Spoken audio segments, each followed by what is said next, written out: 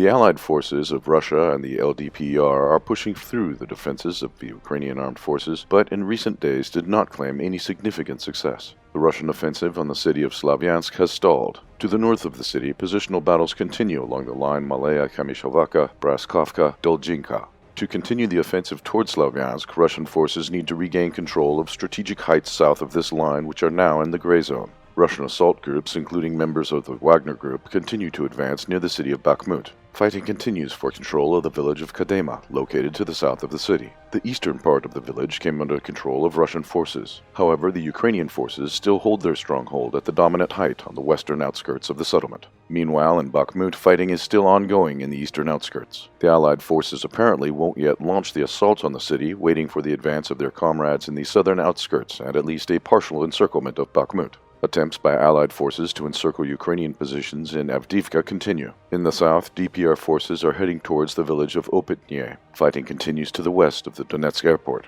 The DPR artillery is shelling Ukrainian positions in Pirvymyska. Infantry knocks Ukrainian soldiers out of the trenches near Nevelskoye. To the northeast of Avdiivka, DPR forces have taken control of the road from Novobakhmutova to Kminka and continue attempts to storm Ukrainian positions in Krasnohorivka. The armed forces of Ukraine continue shelling residential areas in Donetsk and adjacent villages. On August 28th, the AFU killed 2 civilians and wounded a dozen others. On the same day, the village of Svatsva in the LPR was hit by 8 HIMARS missiles which hit the agricultural enterprise Chance. A granary, storage facilities, and agricultural machinery were damaged. Ukrainian armed forces launched 3 missile strikes on the Kafkovskaya hydroelectric power station and the town of Novokavkova, located in the Kherson region. A separate strike hit the territory of the Skol plant in the city center. It is reported that the attack was carried out by US-made HIMARS. The AFU also struck the village of Mirnoye near Melitopol with HIMARS missiles. At night, the city of Energyar was shelled by Ukrainian forces. As a result, residential infrastructure was damaged. 9 civilians were wounded.